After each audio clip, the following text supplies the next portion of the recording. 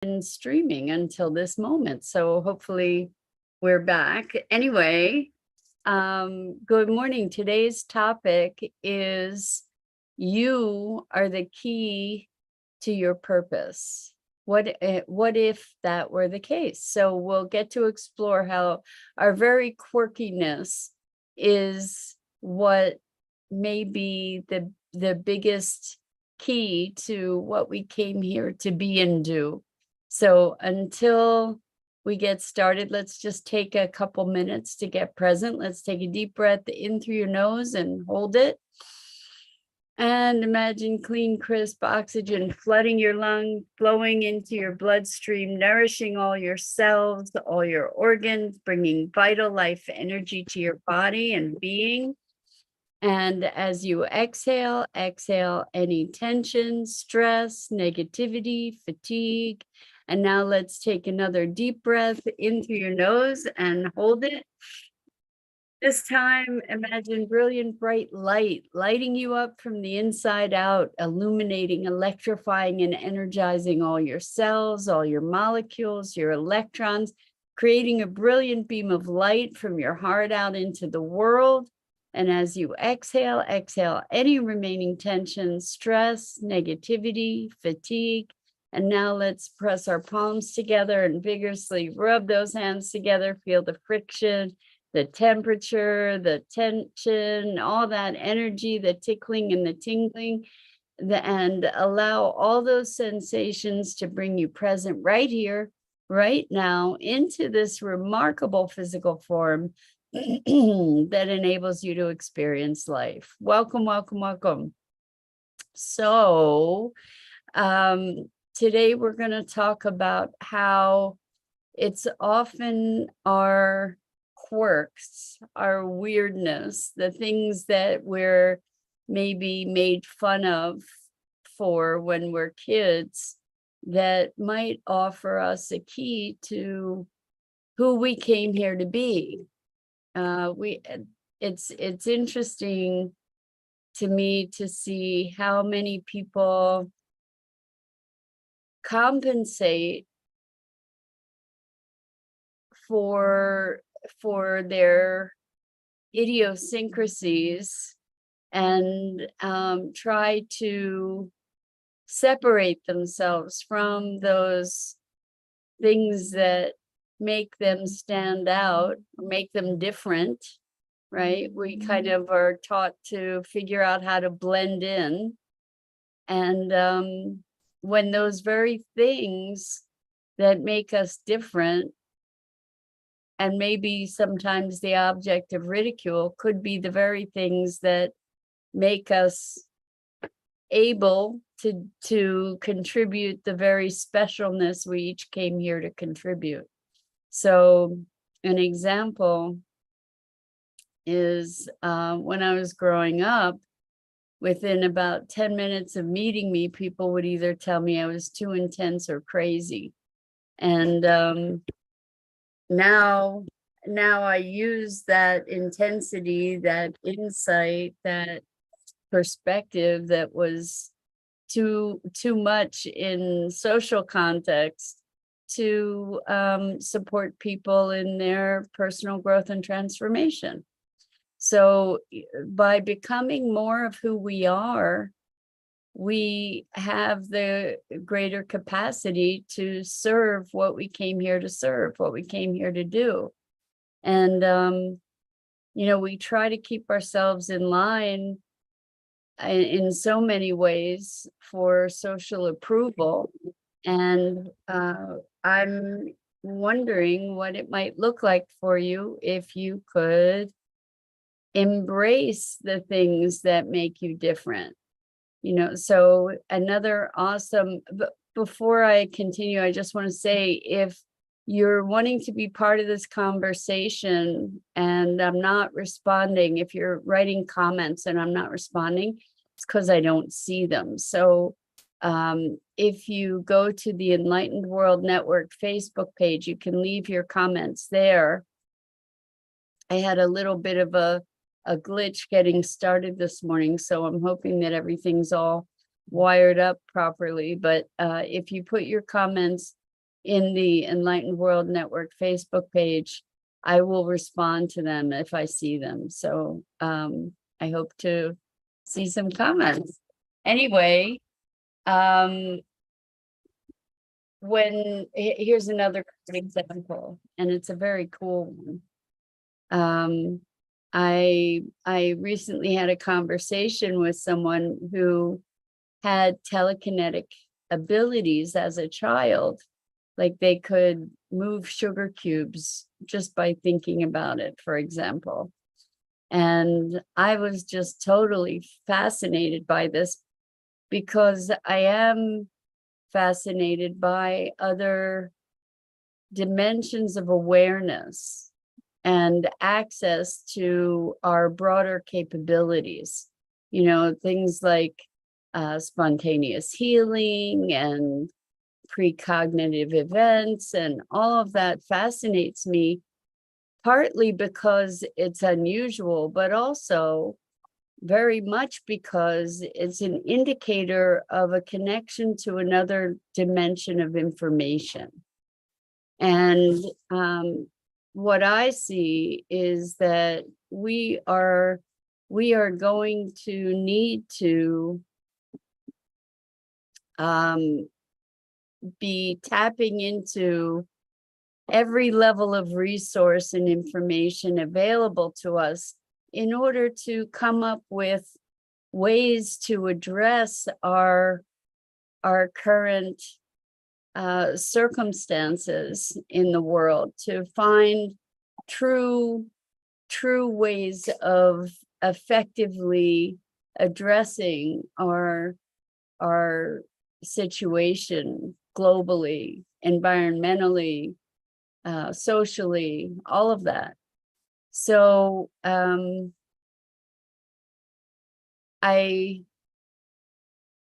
am excited by indicators that some people have access to these other dimensions of awareness.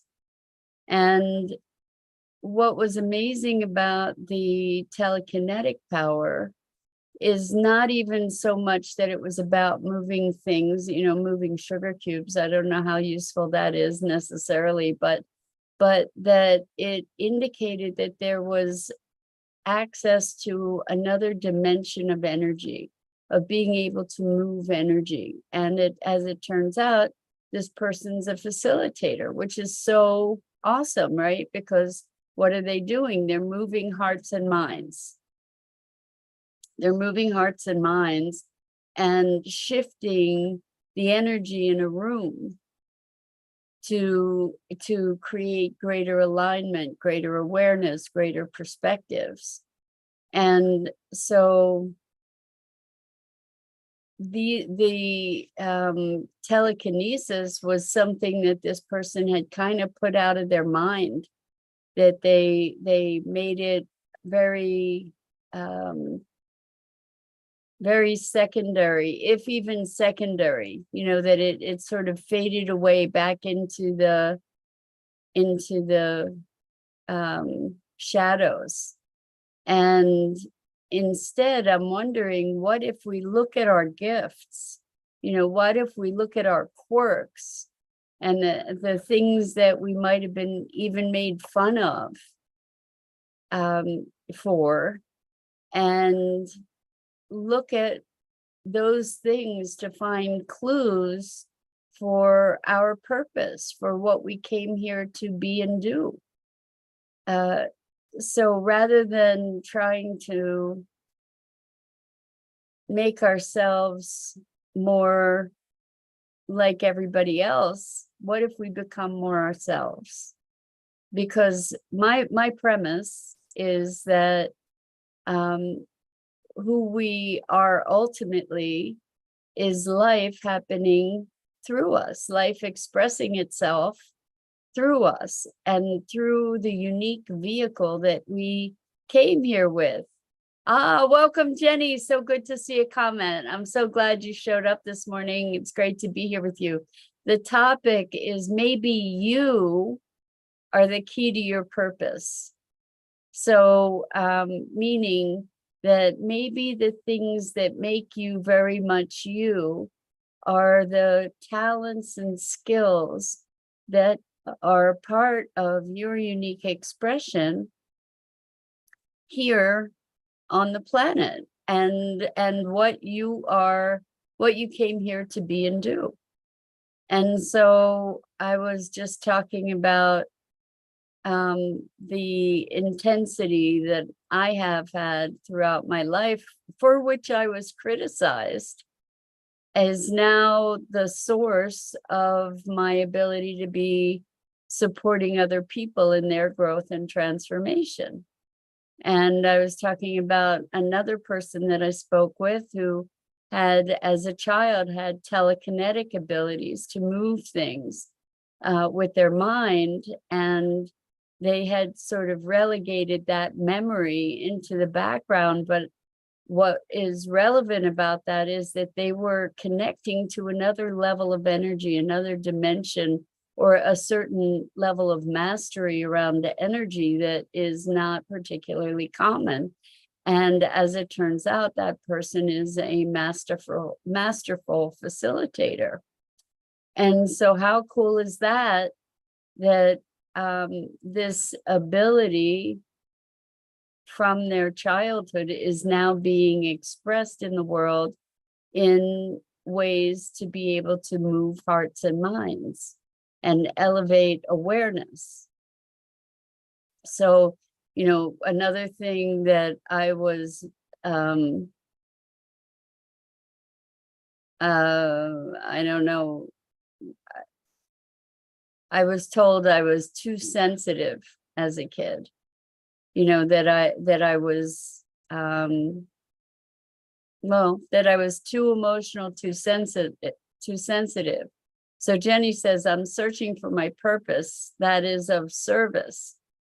Well, so Jenny, what I can say is that this was something that I searched for years and years and years. And then as I started recognizing the things that I was really interested in, the things that excited me, the things that were that some people felt were my weaknesses, and I could look at them instead to find strength in them, like the sensitivity, you know, being empathic, to be starting to recognize those things that looked like weaknesses. Good morning, Bernadette. Welcome. So good to have you here with us this morning. We're talking about how you are what if you are the key to your purpose. So looking at what people perceive to be your weaknesses, we've taught to try to compensate for all these things that actually make us different from others, and try to normalize ourselves, in big quotes, that those things are often the gifts that we came here that are ours to uniquely share. So if you're super sensitive, yes, that can be a cause of a lot of pain if we don't know how best to manage that sensitivity. But that sensitivity may be a key to our ability to help transform the world.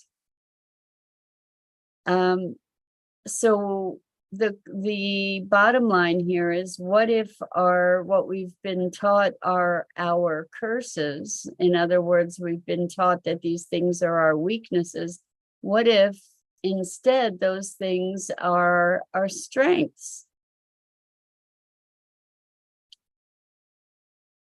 So Jenny said, a few days ago, the thought came across my mind to help others with energy work. Well, that's a really, really interesting thing, Jenny. So I think that that's something worth looking into, because my sense of you is that you're very deeply sensitive and tuned in, and there may be all kinds of possibility for you to go down that avenue for personal healing, and for also supporting others in their healing. Like, one of the things that I've noticed is that people who go into healing are people who've needed healing, myself being one of them. you know, that people who go into psychology are people who are trying to understand very challenging psychological environments, you know, and then utilize their experience to support and assist others in their transformation as we each transform and grow and evolve ourselves. So I think that there is important merit to recognizing who we are and embracing that, taking an ownership of that, and finding it as a resource rather than a deficit.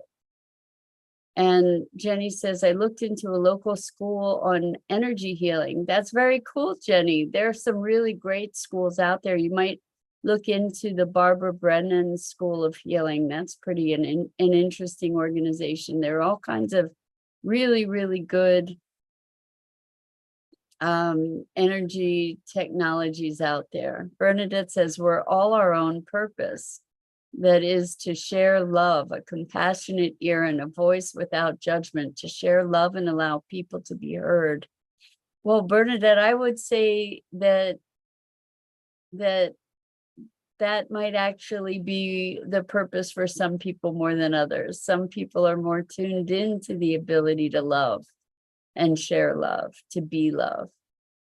Some people are really great with numbers. Some people are really great with music. Some people are really great with inventing things or creating things or doing art or music or thinking. Philosophers, you know, people have different skills and abilities and different passions. So the thing is not just to be following what you're good at, because there have been things that I was good at that I just didn't enjoy. But something that you're good at that lifts you up. So Jenny says, I'm learning who I am. That's beautiful, Jenny. And that's a wonderful thing to be doing. To be learning who we are, because as we learn at least how we express, as we get tuned into these things that make us unique, those things are clues to who we came here to be. So Jenny says, awake. Some are more conscious and awake than others. Well, and we're all on a journey. You know, we're all on that journey of presence and awakening. And it may not look that way for everybody either. But at least I contend that we're all on that journey. It may or may not be true. I kind of think that that's what life is about, is living itself and expanding itself. So Bernadette says, if we don't try anything new to see what we truly enjoy, we'll forever be looking. It's like doing the same thing and expecting a different outcome. That's the definition of insanity, right? Is doing the same thing over and over and expecting a different outcome. So yeah, trying new things and getting to know what our preferences are, what are the things that light you up. If you folks are interested, you could go to my website, and I'm just gonna put the link in here. Let's see.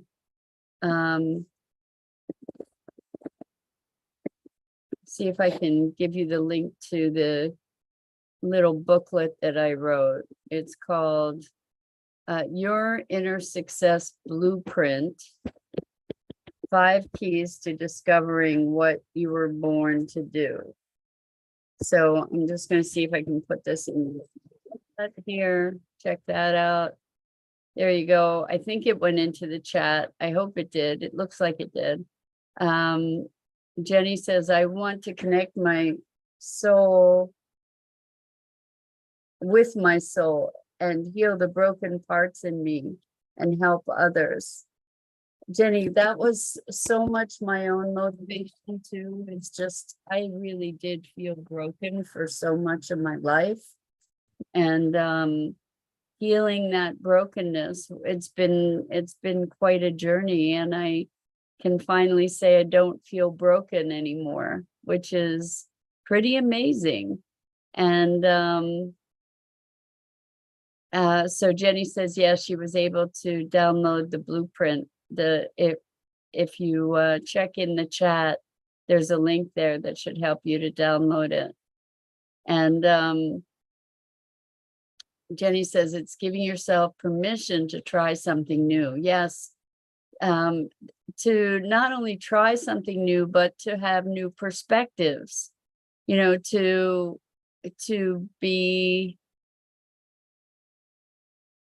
be willing to act with curiosity. When we're curious, we discover new things, and we discover new things not only about the world, but about ourselves.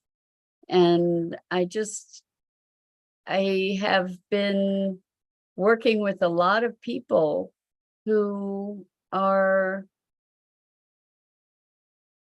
becoming more and more of who they are, which means sort of letting go of all this extra stuff that's been laid over onto us in terms of trauma or negative beliefs or negative behaviors, negative patterns, all that stuff that just keeps piling on as we allow ourselves to release that, as we heal those portions of ourselves, we become more and more who we are in our essence, in our core.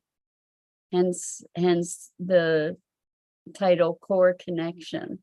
And as we become more and more connected to that core and more expressive of it, then we experience more and more fulfillment and more ease in becoming who we are, rather than trying to force us to be something else that we believe that culture and society demands of us. We have to wedge ourselves into these molds to fit the norm, right?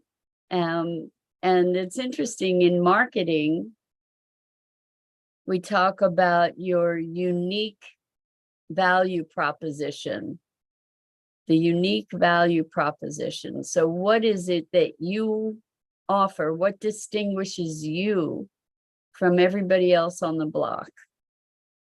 And this is part of the discovery, because we are all unique. We're an individual collection. Oh boy, excuse me. We're an individual collection of talents and traits and possibility.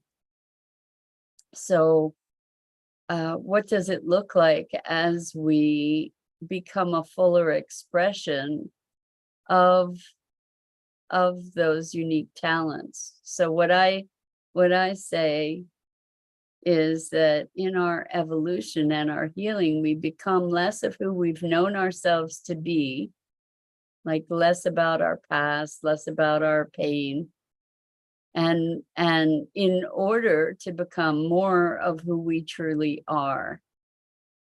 In other words, to be a clearer vehicle for the expression of life moving through us. And so you hold the key. That's the cool thing, is you hold the key. And Jenny says whole. Yes, becoming whole. And that's what this is about. And it's interesting. It's like to become empty in order to have experienced the fullness of life. It sounds like a paradox, but it isn't really. Like, as we become a clear and empty vessel, then life flows through us in its richness, and its purest expression.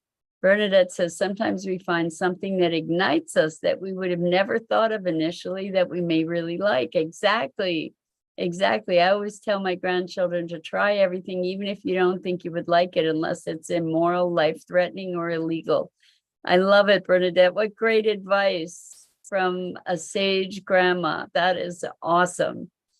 Yes, try things so that you get to discover what you like and what you don't like. It's important to know what you don't like as well, because that's as powerful an indicator as what you do like, right? So with that, I am going to wrap it up for this morning, and just remember, going into the next days and weeks and months, that you are the key to your purpose. And I'm Mira Rubin. This is the Core Connection. And I go live here each weekday morning on the Enlightened World Network Facebook page and YouTube channel at 9 a.m. Eastern. And I invite you to check out all the awesome programming on Enlightened World Network, EWN One with the Earth, and Enlightened World Living. And I am so grateful for our time together and for the unique expression of life that each of you are. Until next time, I hope to see you again here really soon. And in the meantime, lots and lots of love.